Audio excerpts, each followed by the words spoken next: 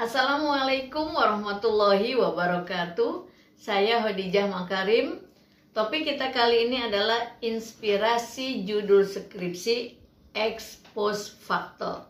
Teman-teman sekalian, jika teman-teman akan melakukan suatu penelitian yang ingin melihat sebab-sebab tetapi tidak ingin melakukan eksperimen, bisa melakukan penelitian jenis ini. Apa ini maksudnya? Penelitian ini adalah bertujuan untuk menemukan penyebab dari sebuah perubahan perilaku atau dari sebuah fenomena atau peristiwa apa saja. Yang penting adalah yang diteliti adalah variabel bebasnya. Kenapa? Karena perlakuannya sudah terjadi ya.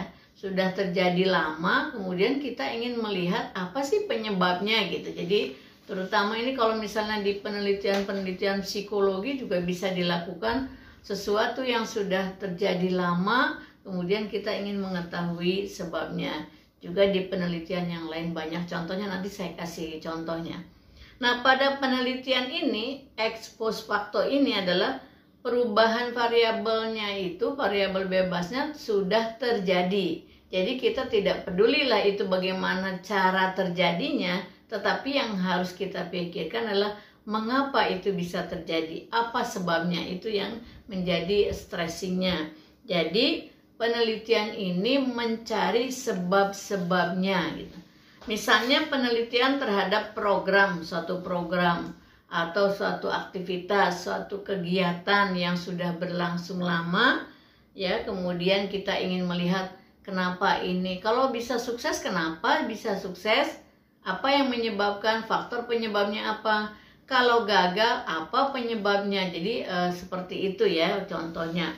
Kemudian pada penelitian ini tidak ada kelompok kontrol langsung gitu ya, karena kan sesuatu yang terjadinya sudah lama berlangsung gitu ya, sudah ada sesuatu yang dihasilkan dari proses yang terjadi tersebut, kita tinggal melihat sebab-sebabnya. Jadi kalau kita lihat langkah-langkah yang harus teman-teman lakukan pada penelitian ex post facto ini adalah sama dengan penelitian yang lain. Jadi langkah-langkahnya sama, dimulai mencari masalah penelitiannya.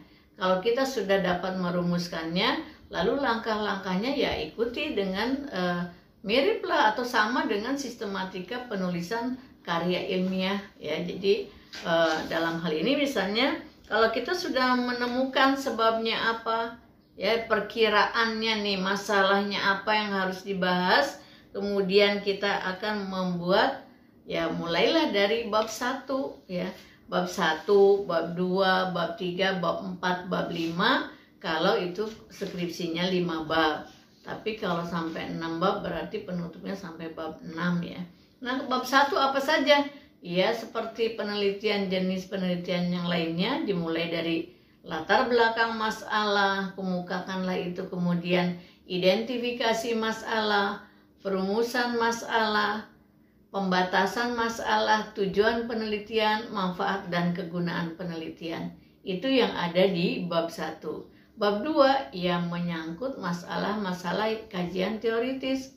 Apa namanya di kampus masing-masing kan ada pedomannya. Kadang disebut tinjauan pustaka atau kajian teoritis atau kajian pustaka, apalah namanya itu. Tapi di bab 2 adalah kita menemukan teori pendukung dari masalah yang akan kita angkat. Kemudian apa grand teorinya, middle teorinya, ya mikro teorinya, itu ada dibahas di bab 2. Untuk topik ini sudah tersedia banyak video ya, jadi teman-teman bisa terbantulah insya Allah. Kemudian bab 3 tentang metodologi penelitiannya. Ex post facto itu mau pakai pendekatan apa, metode apa, teknik apa, kemukakan di bab 3. Lalu bab 4 ya analisis data, interpretasi data lalu dibahas ya.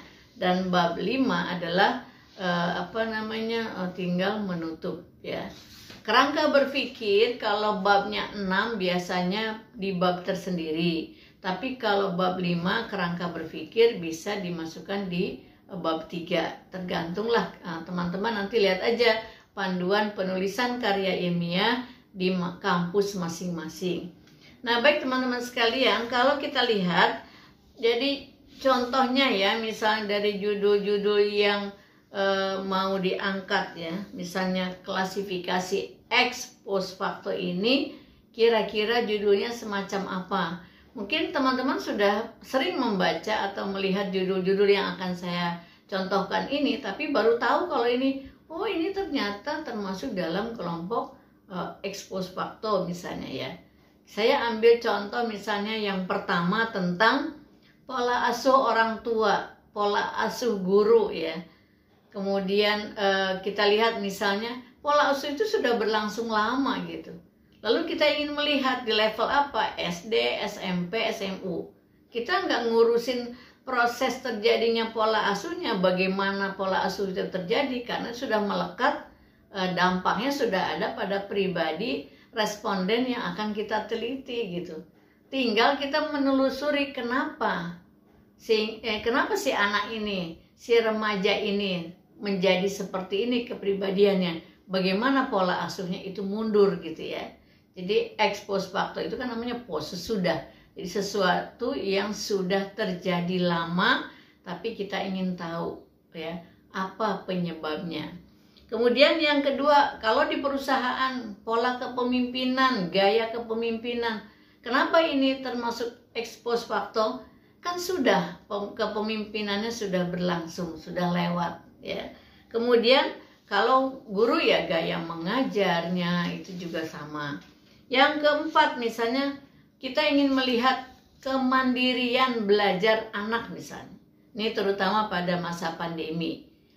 Bagaimana anak itu mandiri atau tidaknya pada saat guru melihat, orang tua melihat saat ini, itu bukan terjadi karena saat ini, tapi sesuatu sudah mengenai dirinya.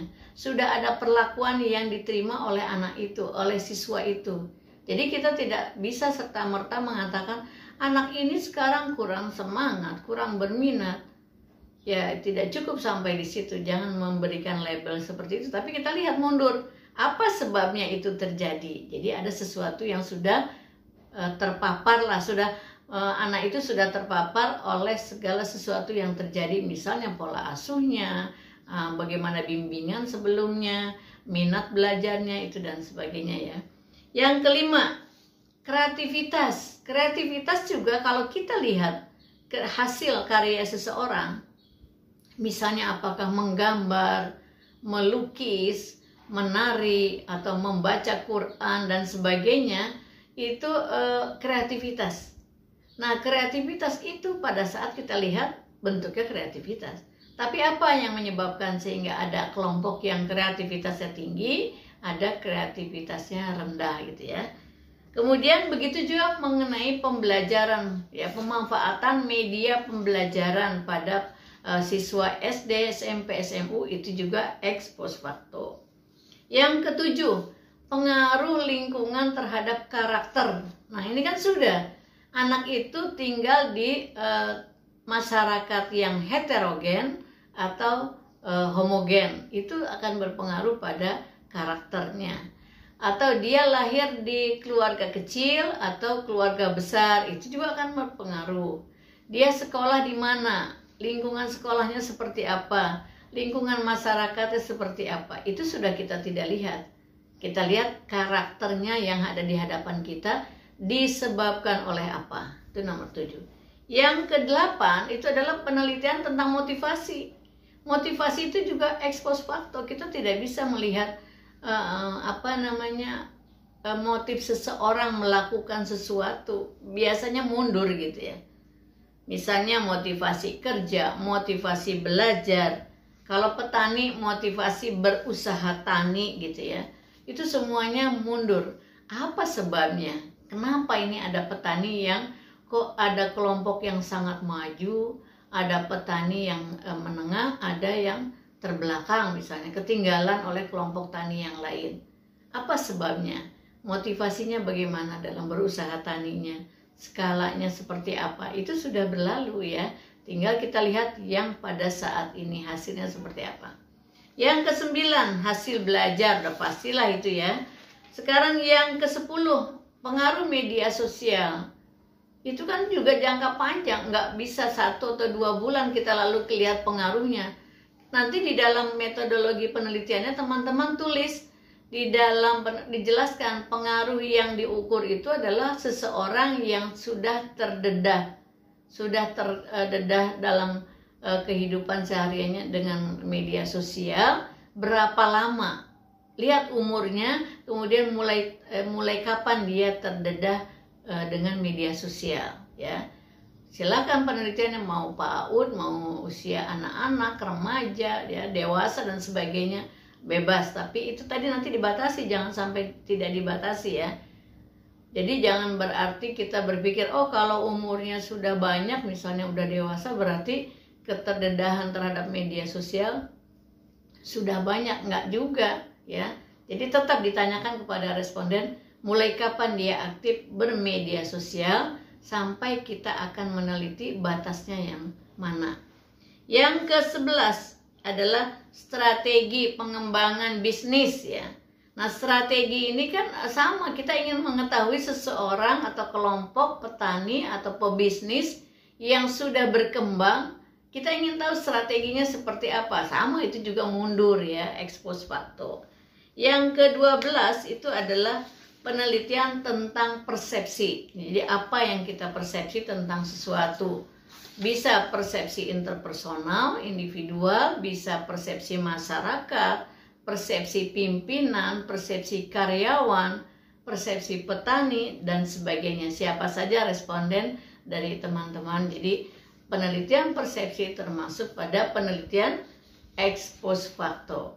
Jadi teman-teman sekalian, itulah contoh-contoh yang dapat saya sampaikan sebagai inspirasi, ya, bagi teman-teman yang akan menulis judul skripsi yang ingin meneliti ex post facto. Sesuatu perlakuannya sudah terjadi lama, tapi kita ingin melihat dampaknya pada saat ini. Apa penyebabnya? Bagaimana melakukan ini supaya pas, ya, faktor-faktor yang mempengaruhinya, faktor penyebabnya apa, nanti menjadi variabel apakah X dan atau mungkin variabel antara, itu sumbernya dari teori, ya, bukan rekaan kita sendiri, bukan perkiraan teman-teman sendiri, harus berdasarkan teori. Nanti ada teori yang menjelaskan, baru kita tempatkan teori itu di X atau di intervening atau variabel moderatnya, ya. Demikian teman-teman sekalian, mudah-mudahan ini bisa menjadi inspirasi bagi teman-teman yang sampai saat ini belum punya judul skripsi dan kemudian ingin membuat judul skripsi yang masuk dalam klasifikasi ex post facto, ini bisa digunakan. Terima kasih. Assalamualaikum warahmatullahi wabarakatuh.